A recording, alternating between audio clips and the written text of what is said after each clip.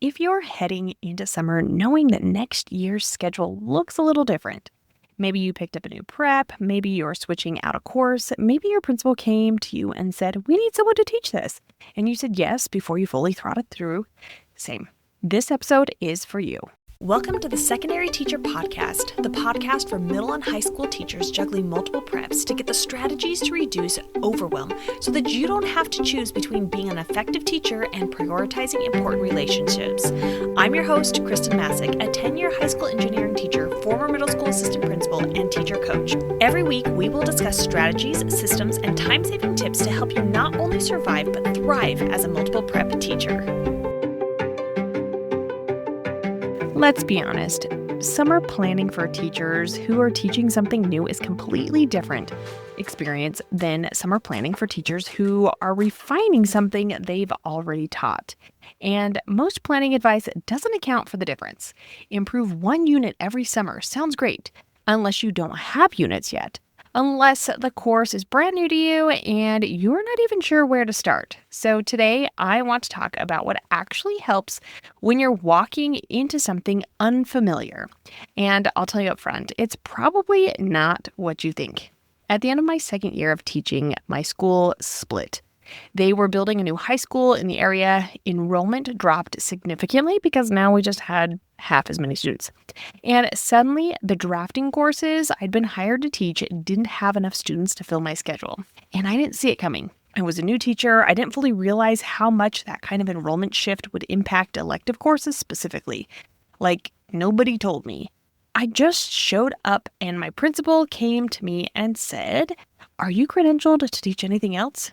He gave me two options, yearbook or video announcements. I chose video announcements, and I want to be really honest about what my video production background looked like at that point. One class in my teacher prep program where video was not the complete focus, it was just one of the many things that got covered. That was it. And now I was responsible for producing a weekly video broadcast, filmed, edited, streamed to the entire school every Friday. Let me just say that again. Every Friday, the entire school watching. Not just students, teachers, administrators, my colleagues, everyone seeing the product of my class every single week, and whether or not it was any good. And I knew that there had been a teacher before me who had done this well. So in the back of my mind, every single week, I'm asking myself, is this good as what she did? Am I measuring up? That particular kind of pressure, the public, weekly, everyone can see it kind, is something nobody warned me about when they handed me that new prep. And the content panic was real. I didn't know video production. I was figuring it out alongside my students in a lot of ways. But here's what I did know, how to build a structure. So that's what I did. We developed a template for every week's show, segments, reporting, event highlights, spotlights, and what we called commercials. It ran like a TV show, actually. You'd have a few minutes of content, a break, more content, clear structure, clear timing. And because of our bell schedule, the whole thing could not exceed 7 minutes. That constraint saved me because suddenly the question wasn't, how do we make a great video production class? A question I genuinely had no idea how to answer yet. The question was, how do we fill 7 minutes of structured segments every week? And that I could work with. Was it the most sophisticated broadcast journalism program in the state? No. But it ran every Friday on time with a repeatable structure the students could learn and execute, even while I was still learning the content alongside them. And honestly, I didn't even know if that structure came from my drafting background specifically. It may have just been my analytical brain going, okay, break it down, make it repeatable, give it a container. But whatever it came from, it wasn't video production knowledge, it was teaching knowledge. And I already had it. When you're teaching something new to you, whether it's an emerging technology course with no curriculum, a subject outside your original endorsement, or just a prep you inherited because someone had to take it, your content knowledge is not your most valuable asset right now. Your ability to build structure is, and you already have that. Here's where this connects to summer planning for teachers who are starting down a new course. The instinct when you're teaching something unfamiliar is to spend the entire summer becoming an expert in the content. watching tutorials, reading everything you can find, consuming the subject. And some of that matters. You do need to know enough to teach it, but content knowledge alone won't hold a class together. Structure will. The good news, the thing I wish someone had told me before that first Friday broadcast, is that your structural knowledge transfers directly into a course you've never taught before. You already know how to open a class period in a way that settles students and sets direction. You already know how to move students through a learning sequence. You already know how to build a routine students can rely on. Those things work in video production. They work in AI courses. They work in 3D printing, digital media, culinary, construction, any CTE course or any elective that barely existed 5 years ago and has no polished curriculum waiting for you. The content rotates, the structure travels. That's the shift. So if you're teaching something new in the fall, here's where to actually put your planning energy. Build the container before you fill it. Before you go deep into content, figure out what your class is going to feel like structurally. What does a typical week look like? What does a typical class period look like? What are the recurring segments, phases, or routines that give students and you something consistent to hold on to? For my video announcements class, the container was the weekly show format. 7 minutes, consistent segments, clear roles. For your course, it might be the introduce, practice, produce flow we talked about in episode 339, or a project cycle that repeats across units, or a weekly structure that students can predict even when the content is new. Build that first. The content can grow inside it. Find your constraint. Constraints are not limitations. Their clarity.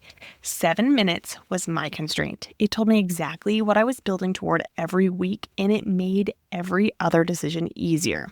What's the equivalent for your new course? Maybe it's a final project students work toward all semester. Maybe it's an end of course exam that tells you standards carry the most weight. Maybe it's a real-world deliverable, a product, a performance, a service that gives the whole course direction. Find the constraint.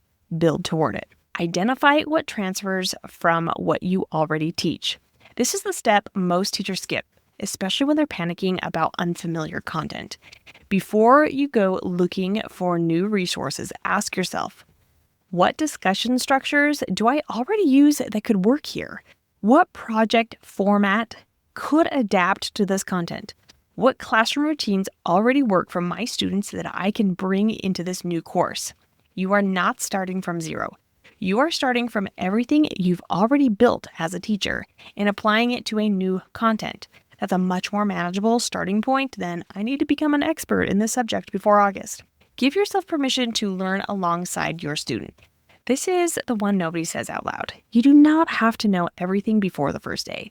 Some of the most powerful teaching moments happen when a teacher says, I'm not sure, let's figure that out together. In a CTE or career technical education classroom especially, that models exactly the kind of real-world problem-solving students need to see. You don't need to be the expert. You need to be the most structured person in the room. I want to come back to that feeling I had every Friday.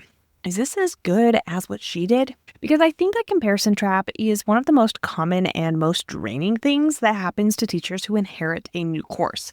You assume the previous teacher had it figured out. You measure your rough draft against someone else's finished product. You hold yourself to a standard you can't even see clearly, and that will drain your planning energy faster than anything else this summer. Here's what's actually true.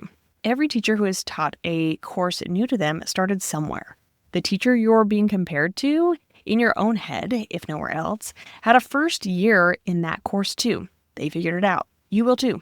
But you'll figure it out faster if you stop trying to replicate what they did and start building something that works for how you teach. Structure first, content second, comparison never. The teachers who handle new courses best aren't the ones who know the most content going in.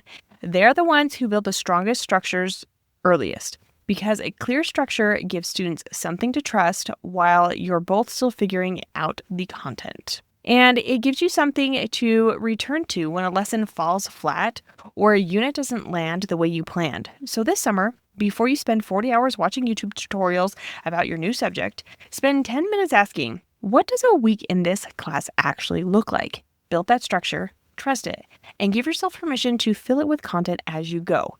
You already know how to teach. You're just learning what to teach. And that's a much smaller gap than it feels like right now. If you want help building that structure, grab the free secondary teacher planning calendar in the show notes. It's designed specifically for secondary teachers and CTE teachers managing multiple courses and new preps. And it gives you a way to map out your unit structure before you have all the content figured out. And if you want to build your first unit for that new course with a repeatable framework underneath it, the Unit Planning Lab waitlist is in the show notes too. Finish something that makes tomorrow lighter. I'll see you next time.